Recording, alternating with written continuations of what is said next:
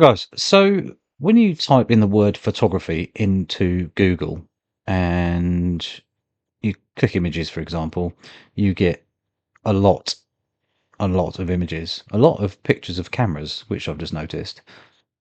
And if you scroll down, you do get some quite cool photos taken by people. And again, lots of pictures of photographers, generally companies or YouTubers or things like that, their thumbnails and things that they've put up on there, because obviously that's the way the internet works. And you know you can scroll down and go through thousands and thousands of photos, one for inspiration, everything from a kingfisher um, splashing about, for someone walking with an umbrella, baby photo with family. What else? We've got sunsets, we've got studio stuff, we've got lifestyle things, and the list goes on and on and on. Wildlife, people on holiday, safari, wherever. And that's why photography is so good, because we can literally photograph anything. It doesn't matter what you're photographing. So then go back to the top. We've got up here, we've got nature, portrait, art, beautiful, aesthetic, creative, landscape, camera, female, still life, beach, flower, girl, professional, light, unique, fantasy, background, and street. Um, which obviously we can look at. But going into the AI mode, and it gives us basically a brief description of what photography comes as. And only recently, say 5 years or so, photography, I think, was classed as an art, and before then it wasn't. It was its own separate thing. But photography, the art, application, and practice of creating durable images by recording light either electronically via an image sensor or chemically using light-sensitive materials like photographic film. The word itself is derived from a Greek term meaning drawing with light. It goes on. You can pause the video and have a bit of a read, but basically, we're talking about the exposure triangle, lighting itself, composition, which obviously is framing your subject and getting the lines right and the look right and everything in shot. And that can be very personal to you, or you could copy other people's ways of doing things in the composition side. There are certain rules that you could follow, which obviously people like to do. Focus, ensuring your subject is sharp. Um, Types and uses: landscape, portraiture, documentary, street photography, wildlife, fashion, lifestyle. But the list does go on. So it made me think from the other day when we had the A75 being released, which was 2,799 quid. And you're thinking, okay, it's a lot of money in real world, for a lot of people. Yes, you can buy cheaper cameras, but how cheap can photography really be now? So 2025, coming up to the end of 2025. But if you wanted a camera and you thought, I don't want to spend very much, but I want to get into it, I want to try it out, just have some fun. Or have you got a young child, son, daughter, niece, nephew, or whatever, who really quite likes the idea of photography, but there's no way you're going to let them use yours? Um, are you thinking, right, I could get them a camera and teach them, things like that. So you could go from there. So I had a quick look on Wex. Wex and Park Cameras are the two companies that I've used for years.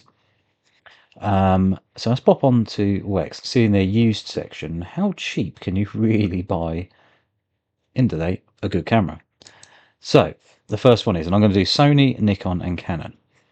So the cheapest Sony I could find, which was back in the A mount series, so alpha mount, so back when they had just taken over Konica Minolta. So you still had the Konica Minolta lenses that you could utilize straight into the Sony stuff, and that's what I did. I basically had Konica Minolta. I didn't get an A100 because that was the sort of lower spec camera. I ended up with an A700, but 52 quid. It comes with a 12-month warranty. So basically, they'll just send you another one or something similar if it went wrong. Product spec, no idea. I have a feeling it was 6 megapixels. Um, here we go. It's in excellent condition, apparently. A little bit of scuffing around the mount there, but actually, generally, it's pretty good. And you get the original box, the original kit box, so maybe that even comes with a lens. Don't know. Manual strap, software, screen protector, USB cable, Sony battery, Sony A mount body cap, and not included, it hasn't got a charger. So you'd have to find a charger. But for 52 quid, and I think it will charge via the camera anyway. And you're thinking, okay, if it doesn't come with a lens, I need a lens. How cheap can I get a lens for? 6 quid. £6. A used 18 to 55. And I'm talking like getting into photography. It doesn't matter, you know, where you're going to be. This is a full frame lens. So it's basically going to give you a 18 to 55, but it gives you a 27 to 82.5 equivalent. So actually, for holiday snaps and stuff like that, it's actually quite a good range because you've got wide angle, a little bit of zoom, which will give you okay portrait shots and stuff like that. You've got to start somewhere at the end of the day, and this is crazy. So for less than £60, you can actually buy a camera. So I thought, okay, that's a DSLR. So what's the cheapest mirrorless that I could find? So I started looking. I thought I'll look at the Sony stuff because that's what I've used, and I thought Sony A5000 body, and I've actually used one of these. They're actually not too bad. 171 quid. And I thought, well, what's the cheapest lens I could buy? And that was a E mount 50mm f1.8. So not ultra sharp, but still quite a fast lens. 50mm, which is going to give you 75mm equivalent. So if you want to do some portraits on the cheap, there you go. It's going to get you going. But I couldn't believe that first one was 6 quid for a lens. And then I thought, let's go to the sort of Nikon and Canon stuff. So I got a Nikon D70 for £24 this time.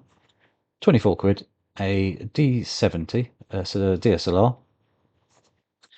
We had a bit of interest here. So it's 6.1 megapixels. And in the real world, remember, megapixels don't mean a huge amount in reality. You're still going to get quite good shots from these. And, my first digital camera was 6 megapixels. And I look back at the photos now and they were still pretty good. Colors have got better. Accuracy of the skies and things like that have got much better. Obviously, we have more detail now. Crazy thing is 3 frames per second. But it could do 144 shots before it buffered. So there you go. ISO 200 to 1600. So looking at what we are used to now, there we go. But for 24 quid, it's crazy. I'm almost tempted to buy something just for a giggle. Nikon lenses, so 35 quid, a 35 to 80.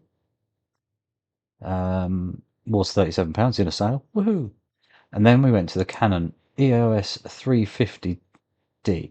So my friend Simon had one of these. It's in a bit of a used condition, heavily used, should we say, but it's 19 quid. And remember, this camera comes with a 12-month warranty, so it doesn't matter. Again, this is an 8 megapixel camera. 3 frames per second, 14 frame burst performance. So it runs out of memory a little bit quick, but 7 autofocus points. So imagine we've got 700 odd focus points now. Back then we had 7.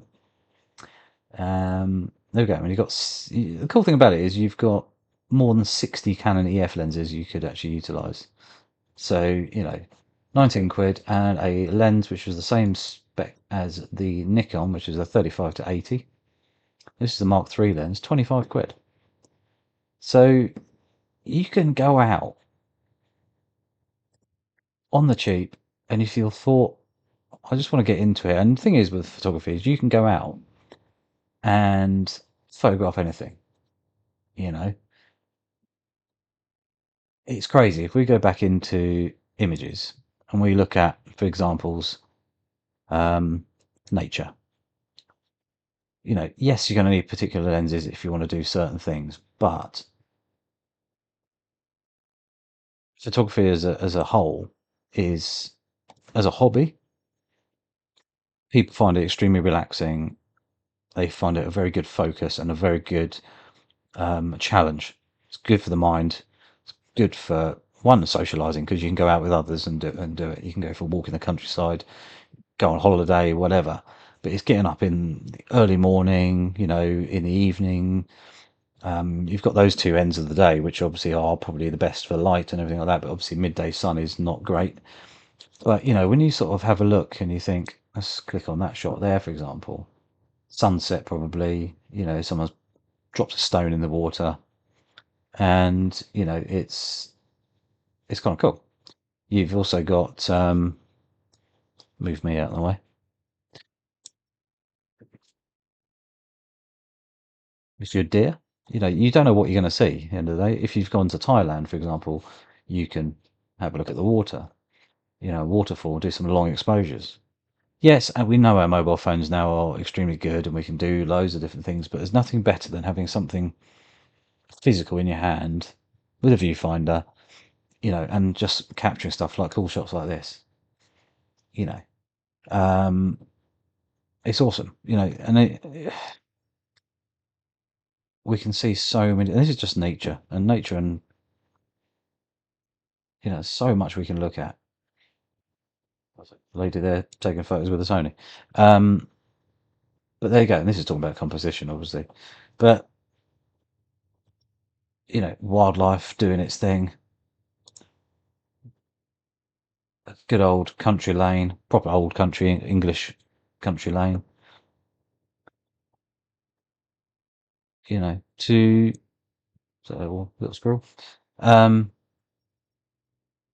but he's capturing stuff, or even capturing someone with a meerkat sitting on the end of his lens, as they do.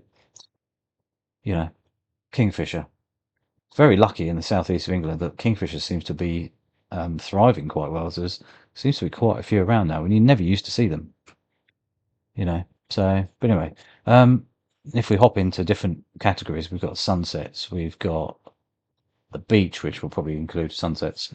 That's quite often a good thing. But here we go. Let's click out of there. Out of sunsets and out of nature. Portraiture. Very famous shot, that one. Um, you know, People in real world situations in studio. You know, the old cameras are still going to be able to take photos like this, with ease. A lot of these cameras were taken, old photos were taken with a fully manual lens, you know, no super fast autofocus with eye autofocus or anything like that. There's a lot more passion and a lot more patience involved. Got shots like this, which are kind of cool. You've just got to look through the internet for inspiration, if anything. It's kind of cool. There's so much to look at. If we come out of portraiture, we have so many different ways to be. I mean, creative. What does that come under? Well, I mean, there's light painting, which is always cool. I've done a little bit of that down on canvas sands, which is fun.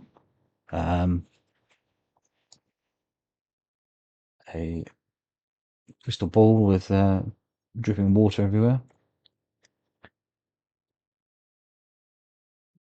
Bit of Photoshop magic, which I don't think there's anything wrong with that. If you're being creative and you've actually said it is an image that's been obviously manipulated and modified and stuff like that. But a shot like that, which is a lot of talcum powder probably, or flour possibly, and slightly slow shutter speeds in studio, and again, bright sunlight and someone throwing snow, or I don't know, it's water, I think, isn't it? Freezing.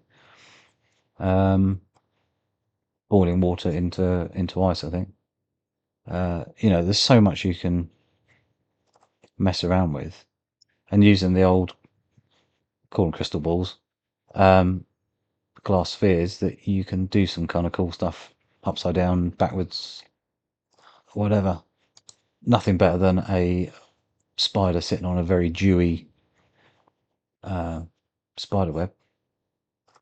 There's so much. It's never ending. And it is quite amazing when you look through Google with all these images there to give us inspiration and to get out. Like this shot here, and very often you'll have an aircraft shot from below that's been photoshopped in quite often. Because there is real shots there that's happened, but a lot of the time people will slide a little airplane in there just to add the dramatic side of it. Long exposures, so you've got trails of light going through the bridge there, which always looks quite cool. Like I say, could go on and on and on. Double exposures, always fun. I remember when people said, "Oh, can your camera do double exposures?" Obviously, in film we could. Some of the film digital cameras can, but in reality, you can just do stuff on Photoshop now or any editing software. So I find doing it in post gives you so much because I can utilize any image, but there's something magical about you going out, photographing a flower, for example, and then turning around and photographing a model and getting those shots merged as one with a double exposure. So that is, it is quite nice to be able to do. Yeah. So never ending. The creativity, everything from some stacks of coloured pencils to a cigarette and matchstick people, car photography to, it's just never ending. It's just never ending. And the fact is that we can go back to a camera, for example. Let's go for the Nikon. If we go use cameras, what's the cheapest compact camera? That's what I'd like to know. 45 quid for a used Panasonic Lumix FZ45. I mean, that is a bridge camera, which 24 zoom, so it's an f2.8 to 5.2 f-stop, 25mm wide angle, and 24 times zoom. What did it say? Oh, 25 to 600, 24 times zoom. Absolutely crazy, really, in reality. Condition, very good. So what's it come with? Original box, manual, USB cable, Panasonic strap, software CD-ROM. That's how old it is. Panasonic battery and charger, Panasonic front lens cap with string, not included. So they've lost the lens cap. Not the end of the world. I never use them anyway. 45 quid. Which is mad. So you can, for 45 quid, you can have a camera with a 25mm to 600mm lens, which is 14 megapixels. It's going to be a smaller sensor than the DSLRs. It's got optical image stabilizer. It's got a 3-inch back screen, 14 megapixels. Can do 720p. Oh, 12, yeah, 720p video.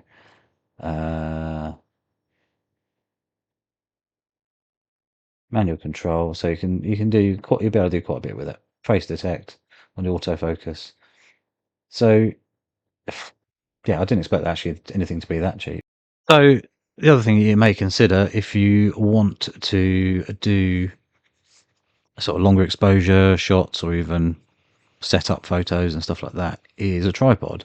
And there's hundreds out there, and they go from anywhere from 20 quid up to £1,000 plus, depending on what they're made of, what they do, how fast they are, how light they are. So everything from carbon fiber to aluminium to other things. But on Amazon, So I popped on Amazon just to see if there's anything on there. There was a small rig one from Wex, which was about 32 quid, which was a video head one. But there's another one here, which is a XXZU 71 inch, or you can have a 74 inch version for an extra £9, which has a low, really low, you can bring the camera right down, the legs right down, but also it gives you lots of different options as well. So it's not a bad one for the price by the looks of it. It can take 8 kilos. There you go. It folds up relatively small and relatively usable. So for not much money, you can also grab one of those as well. The other thing you would need to think about would be memory. So SD card if the camera took one, or even a compact flash card, depending on how old the cameras are, depending on which ones you went for. Looking in the old used section on Wex or whatever. So you can be set up ready to go to take some decent shots with it for around about 100 quid, I would say. If you just want the camera and a lens, much cheaper. But if it was something you wanted to do, it's 100 quid roughly. I mean, it's an absolute bargain, because the camera will still, those cameras that you're looking at will still produce very, very good images. And, you know, it takes you back to basics a bit, which I quite like. And I'm almost tempted to buy one just so I could have a walk around camera that, you know, makes you slow down. We're very, very spoilt for speed now. You know, the A1 that I'm using is so quick. The RX10 Mark IV is still really, really fast. You know, you're getting shots without even thinking. And a lot of the time I do look back at my old stuff and I thought, I haven't taken a shot like that for years. And I thought, do you know what, it just shows you, because you were slowed down by the technology, it did make you think about your shots a bit more. So as amazing as the new cameras are, it's nice to be able to, you know, slow down a bit and actually take shots a bit more leisurely. A little bit more thought goes into them, because you've got more time to think about them. I definitely noticed that when I used a Samyang 135 f1, no, f2 lens, which is only fully manual at the time you could buy. And that's when I went to North Wales with my friend Jess, and we did a photo shoot over a couple of days, and I just used that lens, and it slowed me down hugely. It made her relax a bit more in front of the camera, because you're taking your time, and you know, it just everything chilled. And I thought, actually, that's really quite nice, and it got some really good shots with it. But yeah, so you can buy a cheap setup, all used, all old stuff, but like I say, you get a 12-month warranty from the cameras from Wex. So you've got no worries really, have you, for that sort of price? And if it goes wrong, they'll probably just send you another camera of similar spec, maybe even higher spec, depending on what they've got in their arsenal of stuff. They're not going to repair it. But yeah, there we go. Anyway, let me know what you think. Is it something you may do, or is it something like one of your kids or nephews and nieces or whatever, a little getting into photography? Is it something that, you know, you think, actually I could buy them something like that for Christmas? Yeah, it's not the most up-to-date bit of kit or anything like that, but it does open your eyes to technology and how it's changed and all that sort of stuff. And the reason I just sort of did that video today is because I was talking about it the other day, about, you know, how things have changed and moved on, and it's just quite interesting how cheap you can buy second-hand kit. So anyway, I'll see you soon for another video. Let us know down in the comments below what you think, and is it something that you may do just for a bit of fun. Anyway, catch you soon.